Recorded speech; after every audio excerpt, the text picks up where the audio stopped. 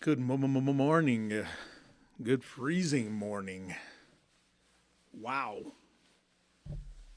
When I saw the forecast, I was like, really? It's going to be that cold? Well, it is. So at the studio right now, as I'm doing the show, it is 12 degrees outside with some snow and a little ice. Listen, if you don't absolutely have to get out in this mess, please don't. These temperatures and wind chills are dangerous.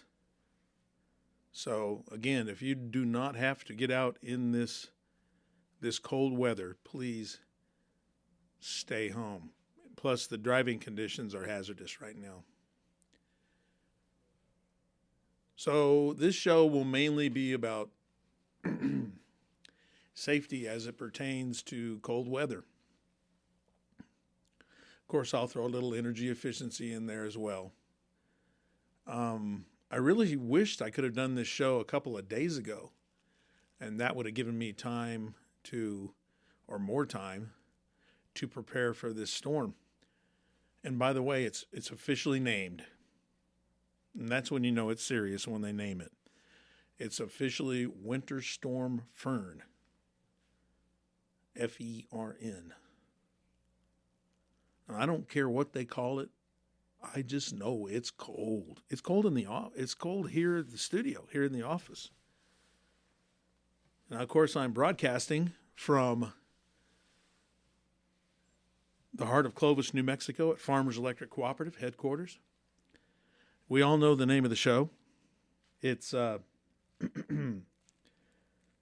believe it's, I think it sounds a little like Morning Buzz with the Energy Guy. Man, I almost blew up the microphone when I did that. I need to be a little more careful. But who needs coffee in the morning? Now, I did. When you've got Morning Buzz with the Energy Guy, I needed the coffee this morning because it is so cold. So I've got some super hot coffee over here. I'm looking forward to some kind of breakfast this morning, but I am going to stay home and we are going to cook because I don't want to put any undue pressure on some of these restaurants to stay open if they don't have to. And I know they need the sales, obviously, but man, we just don't want to risk anybody out there being hurt. But yeah, Morning Buzz with Energy Guy, the only podcast awarded the prestigious Energy Star label. Hey, if you're having heating and air conditioning issues, why don't you call my friends either at Cox Refrigeration, Andy Cox and Brian Cox. Their business they've had for years and years and years, still going strong. And of course, this is a busy time of year for them. But I would encourage you, of course, it would be tough to get them out, obviously today, unless it's a real emergency. But in the coming week or weeks, it would be a good idea to give them a call. Also, JQ Heating and Air Conditioning. And by the way, Cox Refrigeration and JQ Heating and Air Conditioning were sponsors of my radio show, Morning Buzz with Energy Guys, back 5 years ago. And they were with us, and we feel like we owe them a little shout out. So JQ, Jason Queener Heating and Air Conditioning, and Cox Refrigeration, both headquartered here out of Clovis. Yeah, it is so cold right now. And, heat pumps, they work pretty well during cold snaps. They probably work 75% of the time. A heat pump, either with a gas furnace or with an electric backup furnace, the heat pump in this part of the country will effectively heat your home probably 75% of the winter. The other 25%, either the gas heat will kick on in an emergency basis or to warm your house up quickly, or the electric strip heat. Now, the heat pump, particularly with electric, uses about 1/4 of the amount of electricity that the backup electric strip heat in your furnace would. So, for instance, a heat pump will use 5 10,000 watts, 5 kW, versus as much as 20,000 watts or 20 kW in emergency heat situations. So the more often you can have your heat pump on, the better. And they'll try to heat. They will try to heat even at 20 degrees Fahrenheit outside, but below 20, they're just really, really ineffective. So it's best to go ahead and switch over to emergency heat for this cold snap, which is going to be 3 or 4 days long anyway. But bundle up for sure. I thought I'd do something on preparing for winter storm, even though it's upon us. We're right in the middle of it.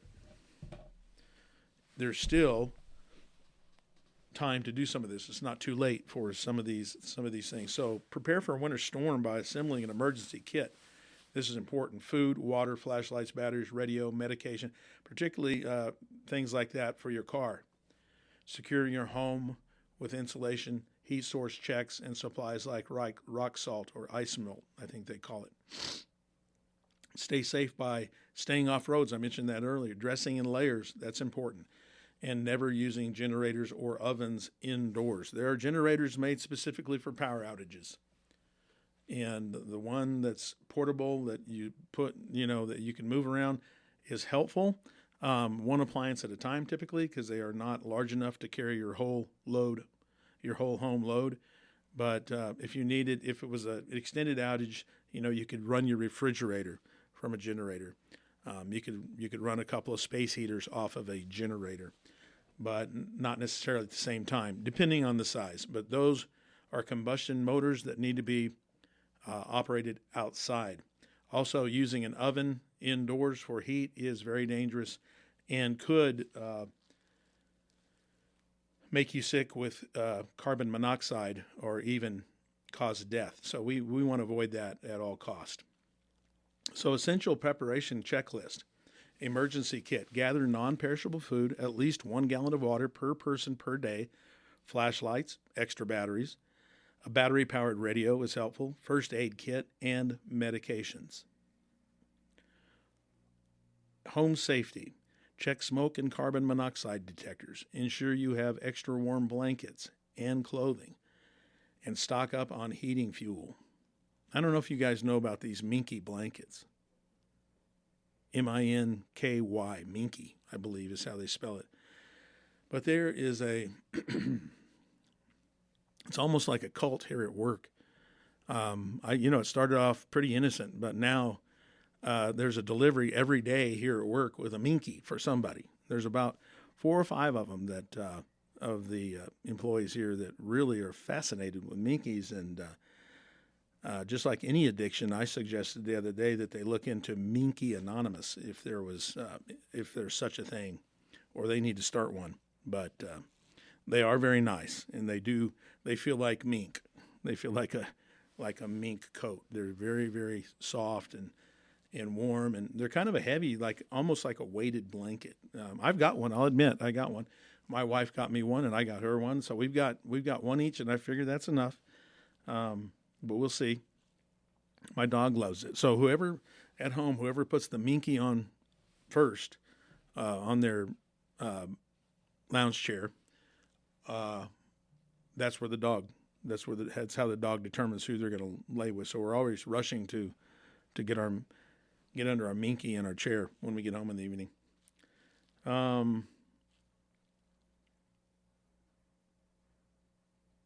So blankets are very important. Clothing, and stock up on heating fuel. Did I mention that already? I might have already mentioned that. Prevent freezing pipes. Now, if your pipes aren't already frozen, they probably won't freeze. But here's something you can do in the future, or if we have a break in this weather pattern, before the next one. So insulate pipes, seal cracks and caulk with weather stripping, and let faucets drip during extreme cold. And I don't, normally you say drip, but I think it needs to be a small stream rather than just a drip. You can do that to outside faucets as well. Now, there is a little gadget on the outside faucets that aren't freeze-protected faucets. It's called the Freeze Miser, It's a little gadget. You can get it at most hardware stores or farm and ranch stores. And I've got it on our Facebook page, Morning Buzz with the Energy Guy. But anyway, you screw it on the end of your spigot, and then you turn the water on full blast. You open it up all the way, and it's not dripping. Now, it's got something built in that detects temperature under 30 degrees, and it'll start dripping. So that'll keep that outside spigot from freezing if it's not already a frost-free spigot. So keep those in mind. They're a little expensive. They're $25 to $30, but they are well worth it. It's a lot cheaper than having to replace burst pipes. Food and water. Stock up on non-perishable food, canned goods, protein bars that require no cooking.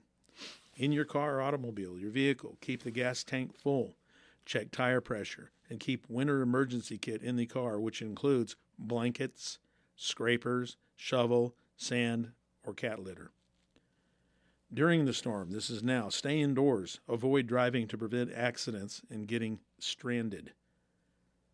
These wind chills out here, I'm not sure how low they're going to get, but they're going to be sub-zero for sure. I'm guessing with the wind, they're going to be as low as negative 15 to negative 20 degrees. That is dangerous. So just stay indoors is the best policy. Generator safety. Never run a generator, camp stove, or charcoal grill inside a home, garage, or near windows. They cause deadly carbon monoxide poisoning. We mentioned that. Stay warm. Close off unused rooms. Dress in layers and use blankets to retain heat. You can use space heaters for zonal heating. Those are handy. They use, if you're using one of them, it's not a big deal. 1.5 kW or 1,500 watts, for a short amount of time, maybe while you're sedentary, maybe watching a television show or something. Just put it right there between, in front of the couch where there may be two or three of you, or right there in front of a couple of chairs. And, you run that for 2 hours. So that's 3 kWh. So that's the wattage times the time. And you can run one of those with 10 cents kWh times 3 kWh. That's just 30 cents. Not bad.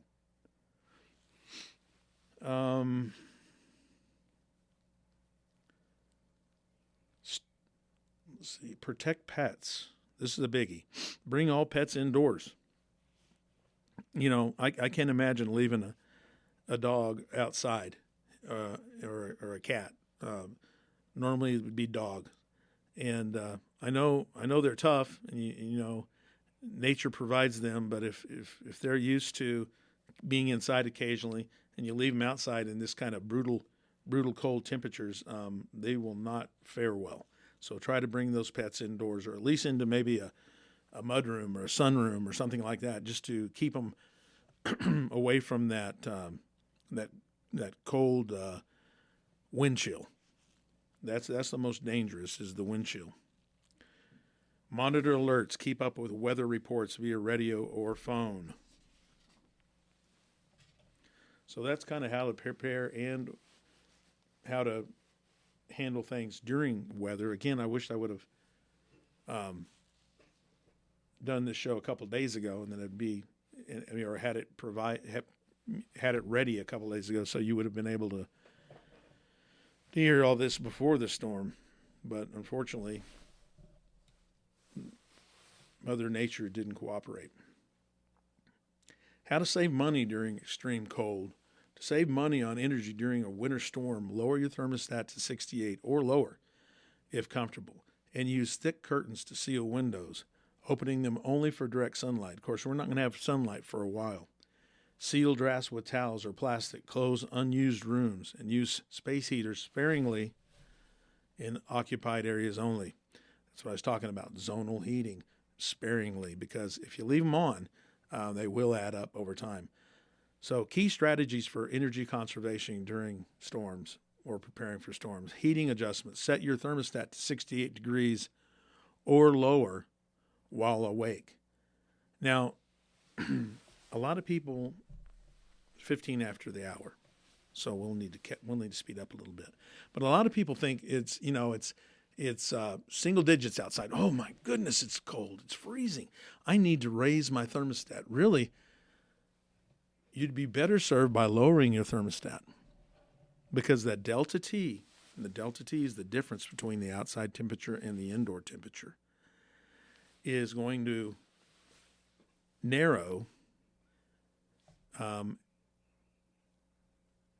It'll widen, which costs you more money, because if you keep it at 68, yet outside it's 5 degrees, the delta T is pretty wide.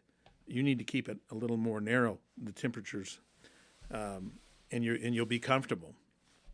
It's hard to explain without kind of showing you, on a whiteboard or something. But normally on any winter given day, I would say 68 degrees, but that's when it's 25 or 30 degrees outside. So your delta T is 38 degrees from 30, right? So 38 degrees is comfortable, right? So if it goes down to 5, you can lower your indoor temperature considerably lower than 68, because that delta T from outside to indoor is about the same. But yeah, your first tendency would be to raise your thermostat. I would say lower it, particularly in your sleeping hours or when you're away. You should lower it from 68 degrees. If you have a heat pump, avoid large temperature swings, as this can trigger expensive energy to heat. And that's what I was talking about earlier. If you're using your heat pump, it's using 5,000 watts. If you start using your backup emergency heat, it could be 15 or 20,000 watts. One way to avoid with a heat pump using your emergency heat is only increase your thermostat by 2-degree increments. So if you've got it set at 65 and you want it at 68, don't just put it on 68. There's a 3-degree increment there, which could tell your thermostat to turn on your emergency heat. The best thing to do is move it from 65 to 67, just 2 degrees, and then walk by, 15 or 20 minutes later and see if it's risen to 67, and then go ahead and bump it up 1 more degree to 68. That way your heat pump is doing the heating at 5,000 watts versus your heat strips, which are 15, again, or 20,000 watts. Seal drafts. Use caulk, weather stripping, or even towels to plug leaks around windows and doors. Window management. Open curtains on the south-facing windows during the day for natural heat, and close them immediately at night to trap warmth. I say this stuff a lot because you learn by repetition. You've probably heard me say that more than once. Utilize space heaters. Here we go again. I'm going to talk about it. Use portable space heaters to heat only the room you are in currently using, which is more effective than heating the entire house. I talked about that zonal heating, particularly if you're going to use them 2 or maybe 3 hours at a time. Water usage, hot water. Lower your temperature on your water heater. Take shorter, colder showers, and wash laundry in cold water. Again, I've said this before, and I'll say it again. Laundry can be washed in cold water because the new detergents are formulated to wash with cold water. Now, I know there's some out there that will insist on using hot water for towels and underwear and sheets and things like that. And that's fine. But for the majority of your wash, you can wash in cold water. Prevent heat loss. Keep your fireplace damper closed when not in use. Lighting and electronics. Switch to LED bulbs. We talked about that usually. And unplug electronic devices when not in use to reduce phantom energy consumption. Now, phantom energy consumption is not a big user. I don't, your TV has to stay a little warm, particularly with the 4K LED televisions, so that they can have instantaneous pictures when they're turned on. So, you're going to save a ton of money by turning off the power strip that your television is plugged into. But there are some devices that you can probably unplug when not in use, say game consoles or something like that. Important safety notes here: never use your oven again or charcoal grill to heat your home. that can cause dangerous carbon monoxide poisoning. Ensure your carbon monoxide detectors are working properly. Keep your garage door closed to prevent freezing pipes.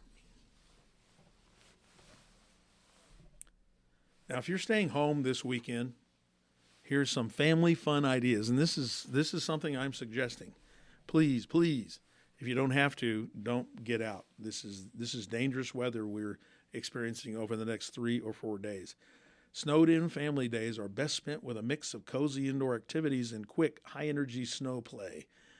Top ideas include building blanket forts, hosting a hot cocoa bar, baking treats, playing board games, and having indoor snowball fights with socks.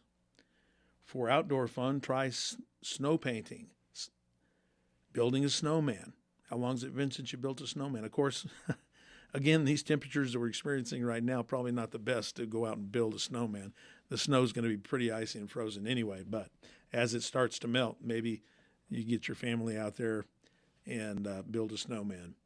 Here are some top ideas to keep your family entertained. Cozy indoor activities. Build a blanket fort. Use pillows, blankets, and chairs to create a cozy hideout for reading or watching movies.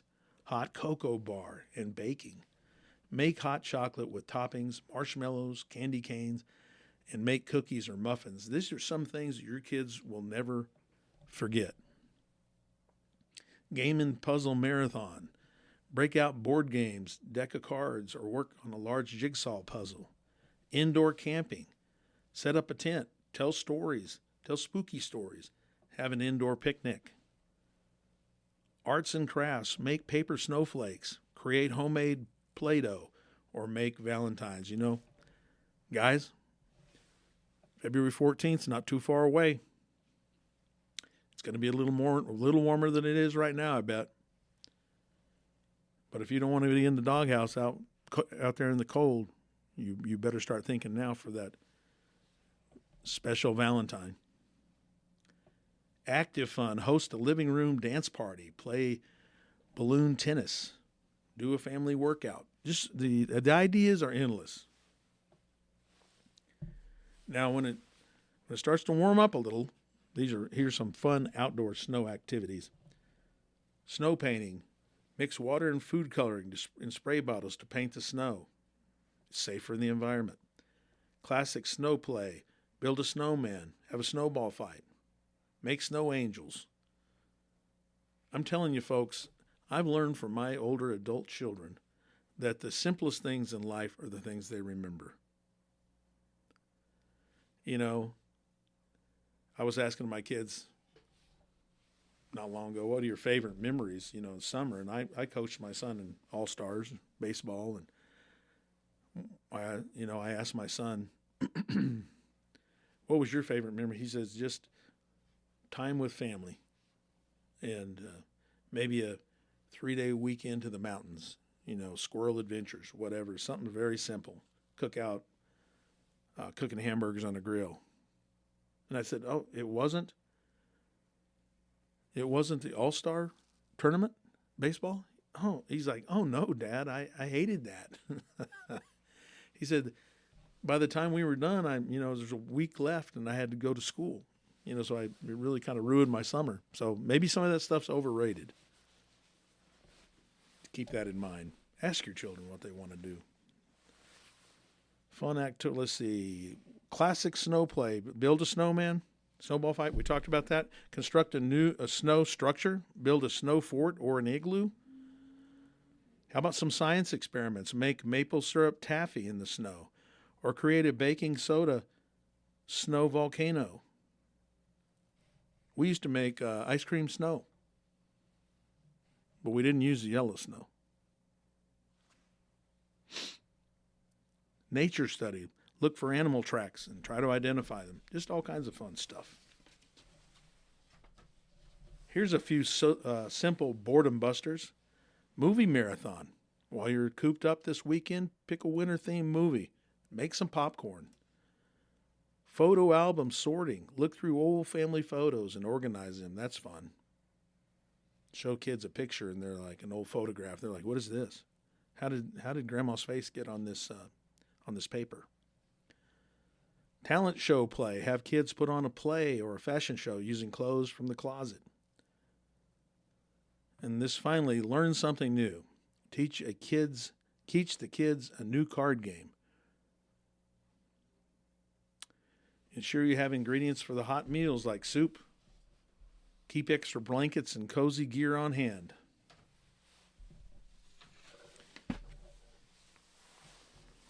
January 24th.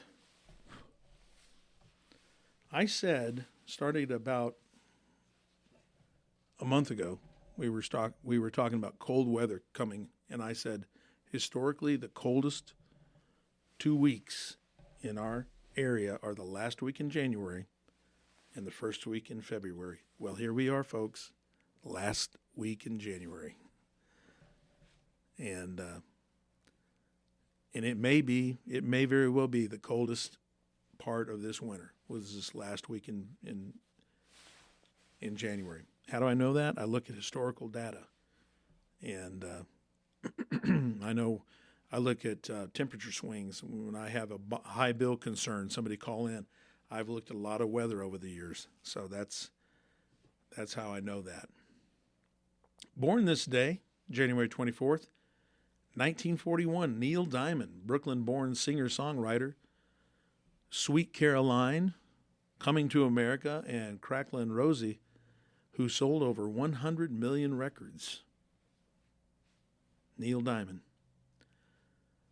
Born this day in 1960, my brother Bill Moore was born this day in Mansfield, Ohio, to our parents, Charles and Georgian Moore. Happy birthday, bro. He's right at 5 years older than me.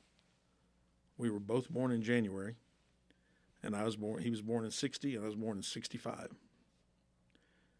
This day in history, gold discovered at Sutter's Creek, California. Discovery of gold was found by James W. Marshall at Sutter's Mill on January 24th, 1848. And of course, the news spread fast. Word spread rapidly, creating a gold fever that drew people to California. And the peak migration, while the rush started in 1848, the major influx of people, the 49ers they were called, occurred in 1849, giving them their name. The current San Francisco 49ers were named for all those people coming west to find their fortune. In 1908, January 24th, Boy Scout movement begins. The Boy Scouts movement begins in England with the publication of the first installment of Robert Baden-Powell's Scouting for Boys. The name Baden-Powell was already well known to many English boys, and thousands of them eagerly bought up the handbook. By the end of April, the serialization of Scouting for Boys was completed, and scores of impromptu Boy Scout troops had sprung up across Britain. Of course, it made it across the pond quickly thereafter. As of late 2025 and moving into 2026, there were over 60 million scouts, including young people and adult volunteers. Crazy, huh?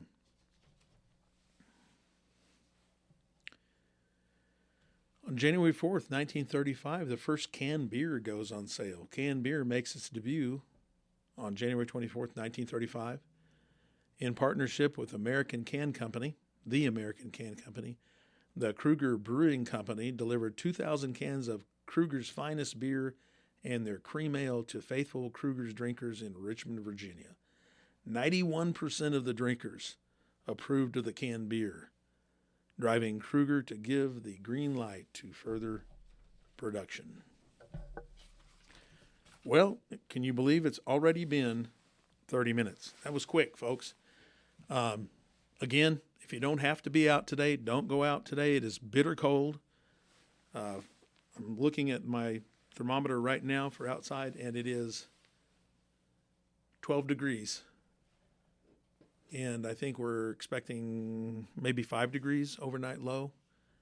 And, of course, the wind chills will be sub-zero. So, there's a little snow out, and there's a little ice out. Driving conditions are poor. But again, these are dangerous temperatures, so I would suggest you stay close to home. In the meantime, listen to some of our older shows. You can see those on our website. They're all there at fecnm.org, fecnm.org. You can go to YouTube and look up our YouTube channel, Morning Buzz with the Energy Guy, or FECNM is our YouTube channel. All our old shows are on Spotify Podcast and Apple Podcast. So remember to listen, like us, follow us, and share us. Until next time, this has been Morning Buzz with the Energy Guy.